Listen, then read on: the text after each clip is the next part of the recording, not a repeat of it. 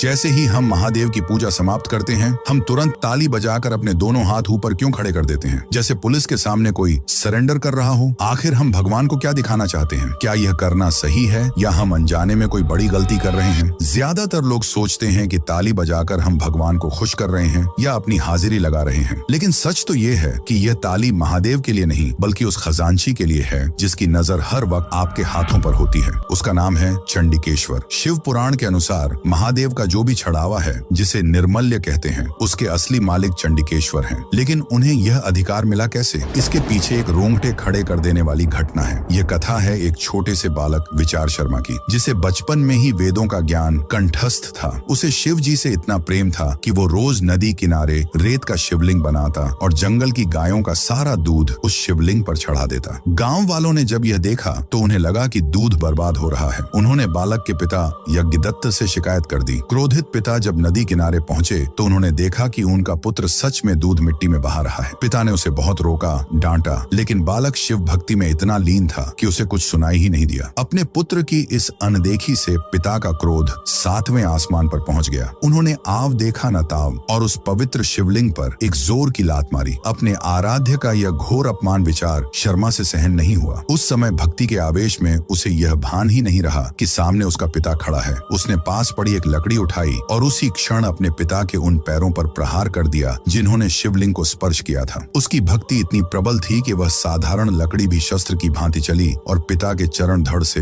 अलग हो गए। भक्ति की यह पराकाष्ठा देख जहाँ भक्त ने भगवान के लिए अपने सारे सांसारिक रिश्ते तोड़ दिए, स्वयं महादेव वहाँ प्रकट हुए। शिव जी ने बालक को गले लगाया और उसे चंडिकेश्वर पद पर आसीन किया। उन्होंने आदेश दिया कि मेरे चढ़ावे, मेरे आभूषण और मेरे मंदिर की संपत्ति का पूरा अधिकार आज से सिर्फ तुम्हारा होगा। इसीलिए जब हमारी पूजा पूरी हो जाती है तो हम मंदिर से निकलने से पहले जोर से ताली या चुटकी बजाते हैं। यह चंडिकेश्वर का ध्यान अपनी ओर खींचने के लिए होता है और फिर हम अपने दोनों हाथ ऊपर उठाकर उन्हें दिखाते हैं और अपने कपड़ों को झाड़ते हैं। यह प्रमाण देने के लिए कि हे चंडिकेश्वर, देख लो, मैं महादेव के दर्शन करके जा रहा हूँ। मैंने शिव की संपत्ति, धन या आभूषण का एक कण भी नहीं चुराया है। मैं अपने घर सिर्फ भक्ति लेकर जा रहा हूँ, संपत्ति नहीं। मेरे हाथ खाली हैं और मन पवित्र है। तो अगली बार ताली बजाते समय अपने खाली हाथ जरूर दिखाना, वरना आपकी पूजा अधूरी मानी जा सकती है। महादेव के ऐसे परम भक्त के लिए कमेंट में जय चंडिकेश्वर जरूर लिखें।